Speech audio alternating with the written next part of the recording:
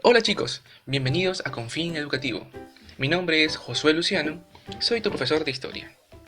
Vamos a empezar con las asesorías virtuales. Hoy es nuestra segunda sesión y el tema es historiografía, hominización y la prehistoria. Entonces, ¿qué es la historia? La historia es una ciencia social, pero aclaremos bien la idea de ciencia. La ciencia es un conjunto de conocimientos que estudian e investigan e interpretan los fenómenos naturales, sociales y artificiales. Esta tiene dos clasificaciones fundamentales. Están las formales, que incluyen la lógica y la matemática, que no depende de la experiencia, y las fácticas, que se basan en la observación y la experimentación. Dentro de estas tenemos a las ciencias naturales, pero también a las ciencias sociales, como la antropología, sociología, ciencia política, a la historia y otros más. Entonces, ¿qué es la historia? Es una ciencia social que se encarga del estudio de los hechos históricos con el fin de analizarlos, interpretarlos y comprenderlos. Pero, ¿cuál es su importancia? Su importancia es conocer el pasado, comprender el presente y proyectarnos hacia el futuro. Unos datos adicionales sería que la historia, en el siglo XIX, deja de ser considerada una disciplina y se vuelve una ciencia que interpreta los hechos. Y también recordar que el padre de la historia es Heródoto de Licarnaso, que en su obra se aleja de lo que es el mito griego. Ahora conozcamos cuáles son las fuentes de la historia, las que nos ayudan a interpretarla. Se ha dividido en tres partes. Las fuentes escritas, como los documentos, ya sean públicos, políticos, económicos, las memorias, correspondencias, libros y crónicas. Las fuentes iconográficas, como la arquitectura, escultura, pintura, que son obras plásticas. Las fuentes orales, o también llamadas fuentes directas, dadas por los testigos o protagonistas. Dentro de estas tenemos a las narraciones, mitos y leyendas, fábulas y costumbres. También tenemos lo que son las ciencias auxiliares. Tenemos a la arqueología, la que estudia los vestigios o restos materiales del hombre, la tan conocida geografía, en su estudio de la naturaleza, en la interrelación con el hombre. La economía, que estudia los procesos productivos y su distribución. La sociología, que estudia la formación, organización y transformación de la sociedad. La paleontología, que estudia los restos fósiles. Y la antropología, que estudia la evolución del hombre en el ámbito biológico y cultural. Ahora tenemos a las disciplinas auxiliares, que colaboran en la profundización y comprensión de los patrones del estudio de la historia, como la cronología, que se encarga de la periodificación y ordenar los sucesos históricos. La heráldica, que estudia los escudos familiares, principalmente las que se dan durante la Edad Media y la Revolución Francesa. La numismática, que estudia las monedas y los sucesos que se graban en ellas. Tenemos a la filología, que estudia la manifestación de la cultura, tanto en su lengua como en su literatura. Tenemos a la paleografía, que nos da la traducción de los documentos antiguos. La iconografía, que descifra el significado de imágenes y símbolos. La genealogía, que nos ayuda con las relaciones familiares antiguas. Y por último, la filatelia, que nos ayuda a interpretar las publicaciones o estampillas de sellos postales. Ahora hablaremos de la periodización de la historia. La periodización de la historia es una forma o una mejor manera de ubicarnos y comprender los hechos históricos. Tenemos la primera división, la división clásica, que se dio en el siglo XVII por Cristóbal Keller. Su periodificación es bastante llamativa. Como vemos, primero tenemos a la prehistoria, y luego a la edad antigua, la edad media, moderna y contemporánea. Dejaremos a la prehistoria para el final, ya que se profundizará de manera más amena. Según él, la edad antigua inicia con la aparición de la escritura en el año 4000 a.C., principalmente por la escritura cuneiforme dada por los sumerios en la sociedad de Mesopotamia. Luego la Edad Media inicia con la caída del Imperio Romano de Occidente en el 476 después de Cristo, con la invasión de los pueblos bárbaros. Luego la Edad Moderna, que inicia cuando los turcos otomanos toman la ciudad de Constantinopla al mando de Mohamed II, asesinando de esta manera a Constantino XI, acá en Roma de Oriente en 1453. Y por último tenemos a la Edad Contemporánea, que inicia con la Revolución Francesa en 1789. De esta manera se da fin al antiguo régimen, el despotismo nobiliario. Afianza el poder del sector obrero, surgido por la revolución industrial. Y pues, según esta clasificación, la edad contemporánea sigue hasta nuestros días. Pero hay un error, ese es el problema. Debido a su marcado eurocentrismo y debido a que deja de lado las historias de otros continentes, es que nace la segunda división. Tenemos dentro de esta a la división del socialismo científico, la que se da en el siglo XIX por el filósofo Karl Marx y su amigo Friedrich Engels. Estos nos proponen, en primer lugar, una sociedad primitiva. Pero, para explicarlo de una mejor manera, su base es el modo de producción de las civilizaciones y el punto de intersección en la evolución de todos los pueblos del mundo se inicia por la lucha de clases. Como sabemos, en la sociedad primitiva, todos podemos compartir de los mismos recursos. Pero ¿qué pasa? Se da lo que es la sociedad esclavista, cuando ya cada uno empieza a tener su propiedad privada. Entonces la mano de obra de los esclavos se da para la producción. Después tenemos a la sociedad feudal, donde el siervo reemplaza al esclavo en la antigüedad. Este siervo es un tanto diferente al esclavo, tiene unos cuantos más derechos, pero igual no deja de ser explotado. Por último, y la sociedad en la que estamos actualmente, la sociedad capitalista, el obrero, o conocido como el proletario, es el peón de los capitalistas burgueses. Según esta división, esta sociedad capitalista se terminaría derribando por sus contradicciones sociales y económicas, y esto daría lugar a una sociedad dirigida por la clase trabajadora, denominada socialismo, y esto se llevaría a un segundo nivel, llamado la sociedad comunista, que sigue siendo una utopía hasta nuestros días. Ahora hablaremos del proceso de hominización. ¿Qué es este proceso?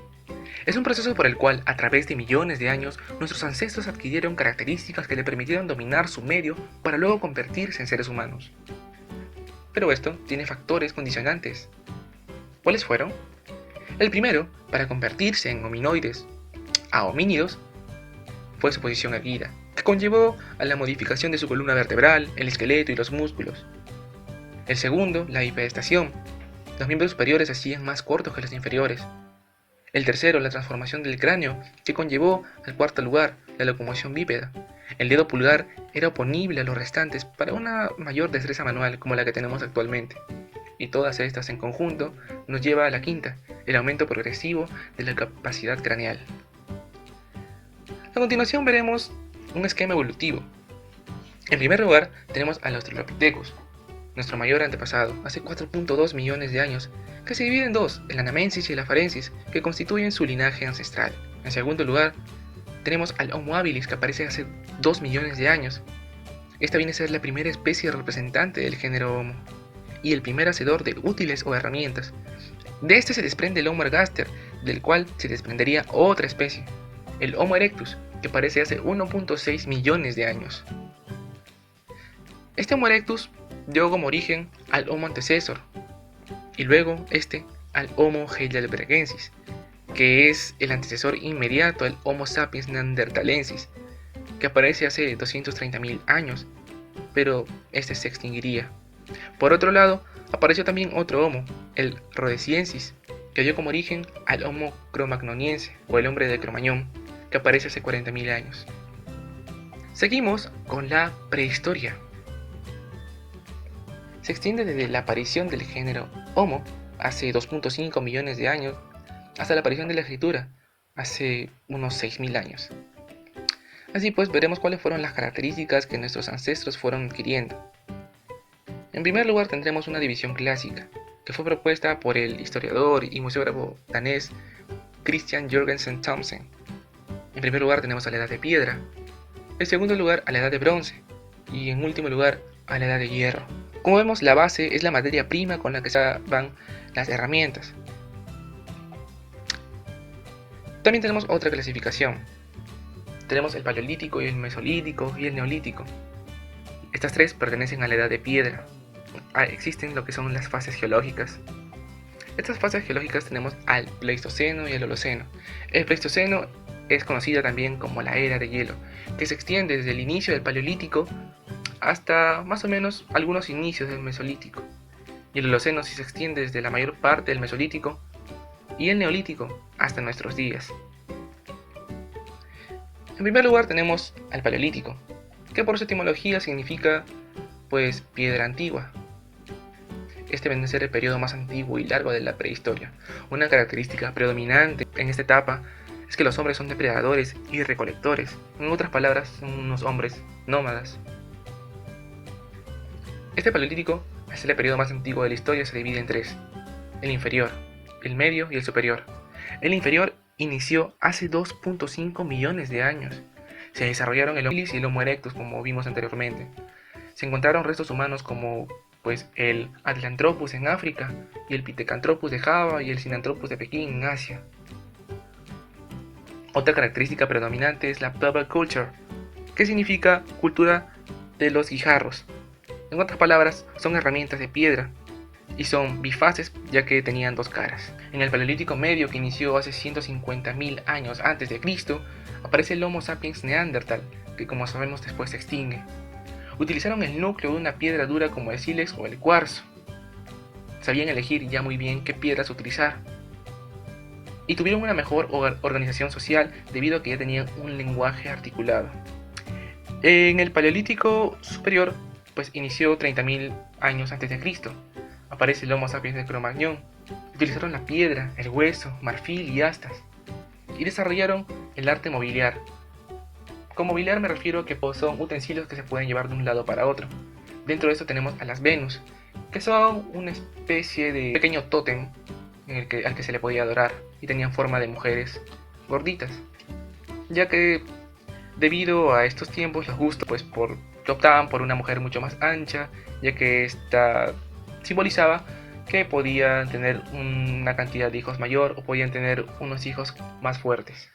También surge el arte parietal, conocido como el arte rupestre. Dejaban marcas en las cuevas de sus hazañas. Estos hombres también fueron los primeros en llegar a América. Ahora hablaremos del Mesolítico. El Mesolítico termina pues la última glaciación, como les comenté al principio, y empieza el Holoceno, es decir, la Tierra empieza a cambiar y todo se vuelve mucho más caluroso. El hombre se tiene que adaptar a estas nuevas condiciones naturales. Una característica muy común de esta época es que los hombres tienen como su principal actividad la horticultura y la pesca. Este se inició 10.000 años antes de Cristo. Los animales desaparecen de las zonas cálidas y templadas. Recuerden que estos animales estaban muy acostumbrados a la anterior era, a la era del hielo, entonces no podían aguantar estas nuevas condiciones. Por lo tanto, los hombres se quedaban sin muchos alimentos. Esto los llevó a desarrollar una nueva economía recolectora. Una muestra de ello son los concheros. ¿Qué son los concheros?